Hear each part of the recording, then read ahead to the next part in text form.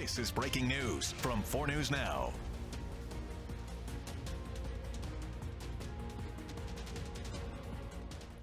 Good afternoon for 4 News Now. I'm Rob King. We have multiple stories breaking this afternoon, starting with the latest from Spokane police. A man has been arrested for homicide. It began 7 p.m. Thursday as police were doing a welfare check on a home in the 500 block of West Cinto Avenue near North Howard Street. Police were doing the welfare check because daycare workers had called 911 after a woman had failed to show up to pick up her children from daycare. So they went to that house to do a welfare check, and the woman was found with obvious traumatic injuries.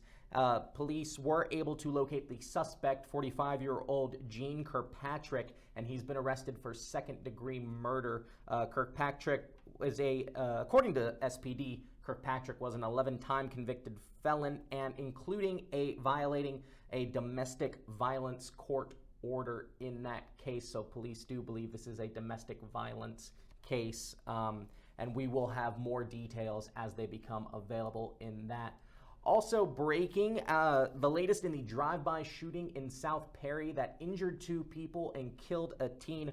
4 people have been arrested in that crime. All the arrests occurred on Thursday. Around the same time, they located the suspected Honda Odyssey that police believed were involved.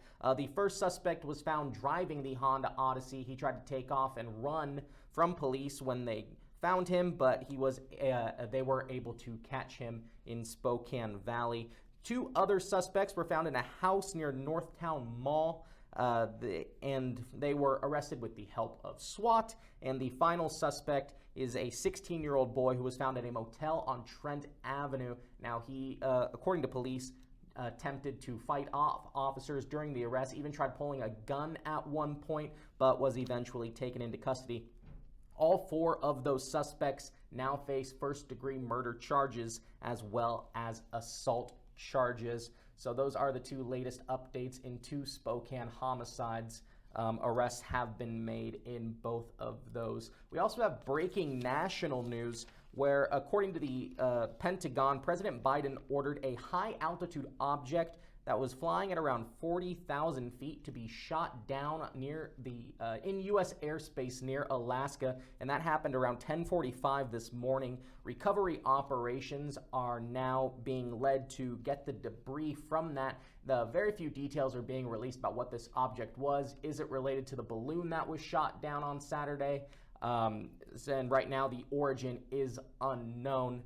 But the reason that the president ordered this object to be shot down is because at 40,000 feet, it posed what they said was a reasonable threat to civilian aircraft, which of course fly in that 40,000 feet range. So that was ordered to be shot down. According to the Pentagon, it was significantly smaller than the weather balloon, more of the size of a small car.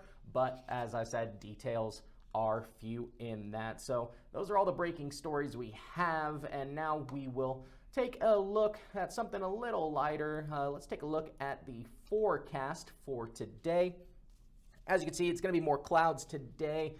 We got a good taste of sun yesterday, but that's going to peter out a little bit. But these mild conditions will stay for the day, as well as these above average temperatures that are unseasonable for this time of year, but we will enjoy it while we got it. And those above average temps will continue into the weekend as we see the low 40s and with some, partial sun until a weather system arrives on Monday. That's where we'll get some rain in the valley and snow in the mountains, but still seeing those mild temperatures. Good news for the Bulldogs, who got a victory last night against San Francisco. Pretty comfortable, 99-81. Number 16 Zags were led by Rasir Bolton, 23 points, shooting 8 for 9 from the field. A good day from him. And Zags take on BYU 7 p.m. on Saturday. And be aware, if you are going to that game, that the Magnolia Street pedestrian bridge will be being torn down after that game. Those construction efforts begin 8 p.m., so that might impact the way you're getting home. But we do have images of the detours available on our website at KXLY.com. So those are all the stories we have for you today in the KXLY Plus Daily Rundown. Be sure to download KXLY Plus on your connected smart TVs, your Apple TV, Amazon Fire, and Roku, so you can get 24/7 streaming news for free, as well as these breaking updates that we issue when there's breaking news, and these daily rundowns, which are a lot of fun. You can also watch them on the 4 News Now mobile app on your phone. So we'll have all these stories and more coming up in 4 News Now at 5 p.m. But for now, live in the KXLY Plus Digital News Center, Rob King, 4 News Now.